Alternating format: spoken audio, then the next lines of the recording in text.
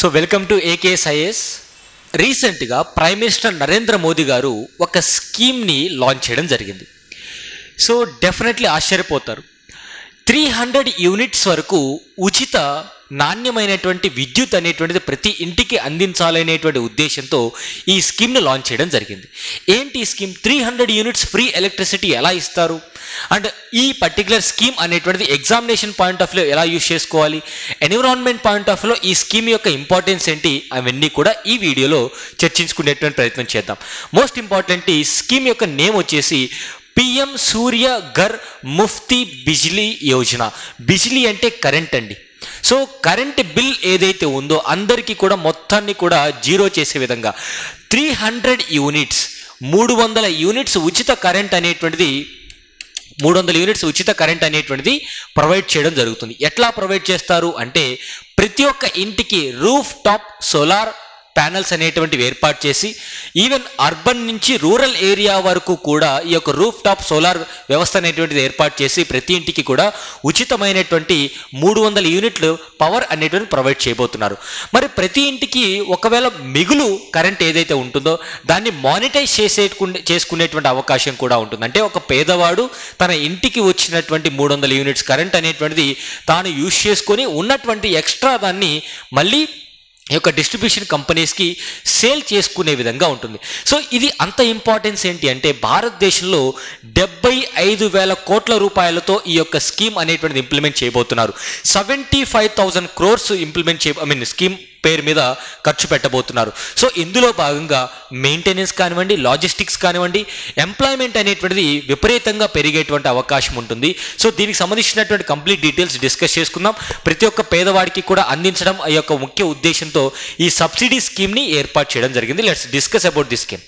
So ఈ scheme మీరు చూస్తే ఒకసారి, సో PM సూర్య ఘర్ ముఫ్త్ బిజ్లీ యోజన. సో ఈ స్కీమ్ అనేటువంటిది ఏంటంటే సింపుల్గా installing roof top solar in 1 crore house holds. అంటే 1 కోటి ఇళ్లలో, కోటి ఇళ్ల పైన ఈ యొక్క రూఫ్ టాప్ సోలార్ సిస్టమ్ అనేటువంటి సోలార్ యొక్క ప్యానల్స్ అనేటువంటివి ఏర్పాటు చేసి ఫ్రీగా కరెంట్ అనేటువంటి ప్రొవైడ్ చేయడం కోసం. సో ఎంత 300 యూనిట్స్ అనేటువంటి ప్రొవైడ్ చేయడం జరుగుతుంది. So prime minister of India ఈ స్కీమ్ని ఫిబ్రవరి 13th 2024లో ఈ యొక్క స్కీమ్ని లాంచ్ చేయడం జరిగింది. సో ఈ స్కీమ్ లాంచింగ్ డేట్స్ కానివ్వండి ఇవన్నీ కూడా మనకి Group 2 లేదా Group 1 పాయింట్ ఆఫ్ లో స్టేట్మెంట్స్ ఓరియంటెడ్గా వచ్చేటువంటి అవకాశం ఉంటుంది. నెక్స్ట్ వచ్చేసి ఈ స్కీమ్కి సంబంధించినటువంటి కంప్లీట్ మేజర్ హైలైట్స్ ఒకసారి చూద్దాం. మేజర్ హైలైట్స్ వచ్చేసి ఈ స్కీమ్లో సెంట్రల్ ఫైనాన్షియల్ అసిస్టెన్స్లో భాగంగా, అంటే కేంద్ర ప్రభుత్వం అనేటువంటిది కొంత సబ్సిడీలో భాగంగా ప్రతి ఇంటికి కూడా ఈ యొక్క పవర్ అనేటువంటిది ఎస్టాబ్లిష్ చేసుకోవడం కోసం, సోలార్ ప్యానల్స్ అనేటువంటి పెట్టుకోవడం కోసం. ఎందుకంటే సోలార్ ప్యానల్స్ పెట్టుకోవాలి అంటే ఈ యొక్క ఇన్స్టాలేషన్ చేసుకోవాలి అంటే చాలా ఖర్చుతో కూడుకున్నటువంటివన్నీ. ఎందుకంటే సోలార్ పవర్ అనేటువంటిది ఫ్రీగా వస్తున్నప్పటికీ కూడా ఇన్స్టాలేషన్ ఛార్జెస్ చాలా హెవీగా ఉంటాయి. సో రెన్యూవబుల్ ఎనర్జీ అనేటువంటిది ఎందుకు కాస్ట్ ఎక్కువ అవుతుందంటే ఇన్స్టాలేషన్ కాస్ట్ చాలా ఎక్కువ అవుతుంది, మెయింటెనెన్స్ కాస్ట్ చాలా తక్కువ అవుతుంది. సో మెయింటెనెన్స్ అనేది ఓకే, కానీ ఇన్స్టాలేషన్ కాస్ట్ అనేది చాలా భారీగా ఉంటుంది. కాబట్టి కేంద్ర ప్రభుత్వం ఏం చేస్తుంది, ప్రతి ఇంటి పైన ఏర్పాటు చేసేటువంటి యొక్క సోలార్ ప్యానల్ ఇన్స్టాలేషన్ అనేది చాలా తక్కువ ఖర్చుతో ఈవెన్ లోన్స్ ప్రొవైడ్ చేయించి కూడా, సబ్సిడీ ఇచ్చి కూడా మనకి ప్రతి ఒక్క పేదవాడికి అందించేటువంటి ప్రయత్నం చేస్తుంది. Let's see.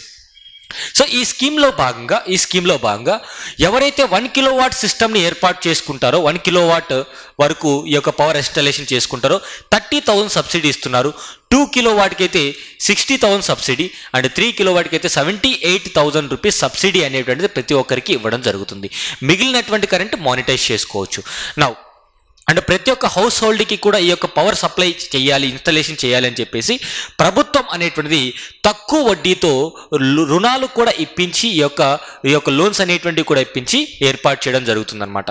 And most importantly మనకి other features of this scheme. Other features ఏంటి? ద మోస్ట్ ఇంపార్టెంట్ ఫీచర్ ఇక్కడ మోడల్ సోలార్ విలేజ్ అంటే ప్రతి డిస్టిక్లో కూడా, ప్రతి జిల్లాలో కూడా, భారతదేశంలో ఉన్నటువంటి 570కి పైగా ఉన్నటువంటి జిల్లాల్లో కూడా ప్రతి డిస్టిక్లో ఒక విలేజ్ని సెలెక్ట్ చేసుకొని ఆ విలేజ్ మొత్తం కూడా రూఫ్ టాప్ సోలార్ సిస్టమ్ ఏర్పాటు చేసి సోలార్ ఇన్స్టాలేషన్ చేసి ఆ విలేజ్ మొత్తానికి కూడా ఎలక్ట్రిసిటీ అనేటువంటిది ఓన్లీ సోలార్ నుంచే use చేసుకోవాలనుకుంటారు.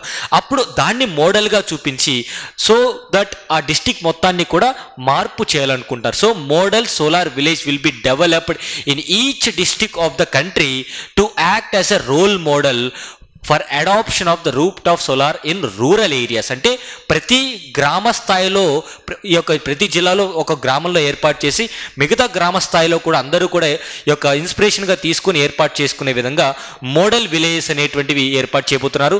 And coming to urban local బాడీస్లో కూడా even panchayat raj institutions shall also be benefited from the incentives. అంటే ఈ ఇన్సెంటివ్స్ ఏవైతే ఉన్నాయో ప్రభుత్వం ఇచ్చేటువంటిది, so urban local bodies municipalities కానివ్వండి, మున్సిపల్ కార్పొరేషన్స్ కానివ్వండి, వీటన్నిటిలో కూడా ఈ యొక్క బెనిఫిట్స్ అనేటువంటి సబ్సిడీస్ అనేటువంటిది లోకల్ బాడీస్ అయినటువంటి అర్బన్ లోకల్ బాడీస్ కూడా ప్రొవైడ్ చేయడం జరుగుతుంది. సో దట్ భారతదేశం మొత్తం మీద కూడా రాబోయేటువంటి 10 ఇయర్స్ లేదా 5 to 10 ఇయర్స్లో రెన్యూబుల్ ఎనర్జీ వాడకం అనేది బాగా పెరగబోతుంది. నౌ ఇదొక స్కీమ్గా డిస్కస్ చేసుకుంటే సరిపోదు, ఎందుకంటే ఈ స్కీమ్ అనేది ఎన్విరాన్మెంట్ పాయింట్ ఆఫ్ వ్యూలో COP26 మీటింగ్లో conference of parties 26th meeting గ్లాస్గోలో మనకు ఒక మీటింగ్ జరిగింది. లేదా సస్టైనబుల్ డెవలప్మెంట్ గోల్స్ అంటాం. సస్టైనబుల్ డెవలప్మెంట్ గోల్స్, ఈ సస్టైనబుల్ డెవలప్మెంట్ గోల్స్కి ఈ స్కీమ్కి రిలేషన్ ఏంటి, COP26 మీటింగ్కి ఈ స్కీమ్కి రిలేషన్ ఏంటి? This is what very important. Now see ఆ రిలేషన్ ఏంటో చూద్దాం. సో అవుట్కమ్ ఆన్ ఇంపాక్ట్, ఈ సోలార్ స్కీమ్ అనేటువంటిది ఇంట్రడ్యూస్ చేయడం వల్ల ఎలాంటి బెనిఫిట్స్ రాబోతున్నాయి అంటే దాదాపుగా సంవత్సరానికి reduction of 720 million tons of carbon dioxide, అంటే కార్బన్ ఉద్గారాలు ఏవైతే ఉంటాయో, కార్బన్ నిల్వలు ఏవైతే ఉంటాయో, కార్బన్ ఎమిషన్స్ ఏవైతే ఉంటాయో వాటిని తగ్గించేటువంటి ప్రయత్నం బాగా చేయొచ్చు. ఎందుకంటే ఎలక్ట్రిసిటీ భారతదేశంలో ఇప్పుడు ఎక్కువగా మనం యూజ్ చేసేటువంటి ఎలక్ట్రిసిటీ థర్మల్ పవర్, అంటే కోల్ ద్వారా మనకి థర్మల్ పవర్స్లో జనరేట్ అయ్యేటువంటి ఎలక్ట్రిసిటీని భారతదేశంలో మెజారిటీ ఎలక్ట్రిసిటీ అంతా కూడా ఇదే ఉంది. సో ఇప్పుడు హౌస్ హోల్డ్ ఎలక్ట్రిసిటీ మొత్తము కూడా మనము ఈ యొక్క రెన్యూబుల్ ఎనర్జీ యూజ్ చేసినట్టయితే కోల్ మనం ఎక్కువగా యూజ్ చేసుకోక్కర్లేదు. సో దట్ ఈ యొక్క ఫాజిల్ ఫ్యూయల్ కన్జంప్షన్ అనేది తగ్గించుకునేటువంటి ప్రయత్నం చేయొచ్చు. తర్వాత సోలార్ పవర్ ఇన్స్టాలేషన్ చేయడం వల్ల 30 గిగావాట్ అనేటువంటిది కెపాసిటీ, సోలార్ కెపాసిటీ ఇంక్రీజ్ అవ్వబోతుంది. 30 గిగావాట్ సోలార్ కెపాసిటీ ఇంక్రీజ్ అవ్వబోతుంది. అదేవిధంగా రెసిడెన్షియల్ సెక్టార్ అంతా కూడా సోలార్ మయం అయిపోతుంది. సో దట్ మనం హైడ్రో పవర్ కానివ్వండి, థర్మల్ పవర్ కానివ్వండి యూజ్ చేసేటువంటి అవసరం లేకుండా ఉంటుంది. తర్వాత ఈ పర్టికులర్ స్కీమ్ ద్వారా అరౌండ్ 17 lakhs డైరెక్ట్ జాబ్స్ అనేటువంటివి క్రియేట్ అవ్వబోయేటువంటి అవకాశం ఉంది. 17 lakh జాబ్స్, 1.7 మిలియన్ జాబ్స్ అనేటువంటి భారతదేశంలో నెక్స్ట్ 5 to 10 ఇయర్స్లో ఈ యొక్క జనరేట్ అయిపోతున్నాయి. ఏ సెక్టార్స్లో అంట? Manufacturing, logistics, supply chain, sales, installation, operation and maintenance, వీటన్నిటి ఏరియాస్లో జాబ్స్ అనేటువంటివి కూడా రాబోతున్నాయి. So it is also related to employment. ఒక స్కీమ్ అనేది అటు రెన్యూబుల్ ఎనర్జీ, అదేవిధంగా కార్బన్ నిల్వలు తగ్గిస్తుంది, అదేవిధంగా ఎంప్లాయ్మెంట్ అనేటువంటిది కూడా క్రియేట్ చేస్తుంది. అండ్ ఫైనల్లీ నేను ఇందాక చెప్పినట్టు ఒక లింక్ ఏ విధంగా చేసుకోవాలంటే సస్టైనబుల్ డెవలప్మెంట్ గోల్స్లో నెంబర్ 7 ఏదైతే ఉందో అఫోర్డబుల్ అండ్ క్లీన్